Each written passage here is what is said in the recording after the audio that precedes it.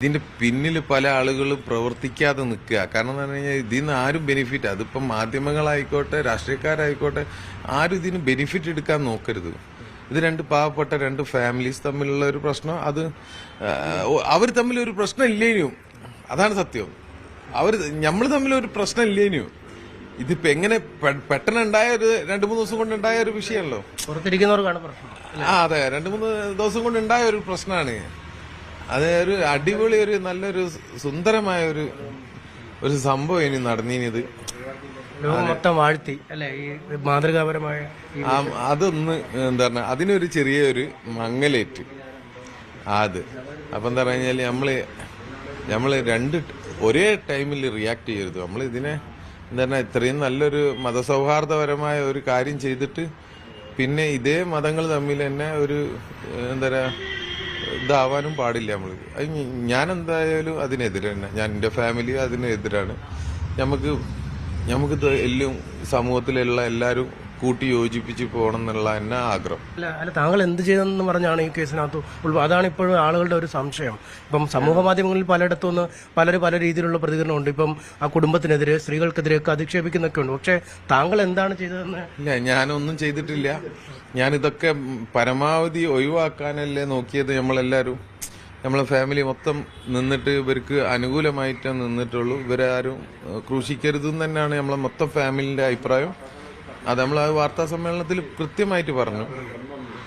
അപ്പൊ ഇനി താങ്കൾ എങ്ങനെ പ്രതിയായെന്നുള്ളതാണ് അറിയില്ല.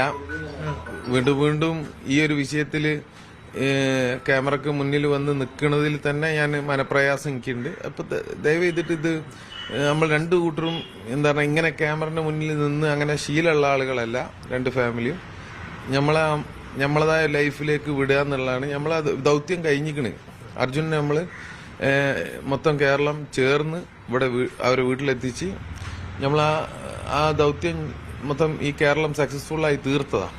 ഇനി അങ്ങോട്ടും ഇങ്ങോട്ടും ഈ ഒരു ഇങ്ങനൊരു ഈ ആരോപണങ്ങളൊക്കെ ഉന്നയിച്ചെങ്കിൽ പോലും ഇങ്ങനൊരു പരാതിയോ കേസോ താങ്കൾ പ്രതീക്ഷിച്ചിരുന്നോ?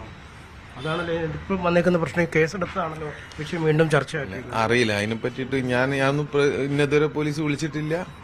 പിന്നെ ഞാൻ ആ കേസിനെ പറ്റി ഞാൻ അതിന്റെ ഇതുപോലും നോക്കിയിട്ടില്ല. എന്താ വകുപ്പെന്നോ മറ്റുള്ള കാര്യങ്ങളൊന്നും നോക്കിയില്ല. എനിക്കതൊന്നും അറിയേണ്ട ആവശ്യമില്ല. ഞാൻ അതൊന്നും എന്തായാലും കുഴപ്പമില്ല. അതെന്ത് രീതിയായാലും കുഴപ്പമില്ല. പക്ഷെ എന്താ പറഞ്ഞു കഴിഞ്ഞാല് ഇതൊരു വേറെ തലത്തിലേക്ക് പോവരുത്.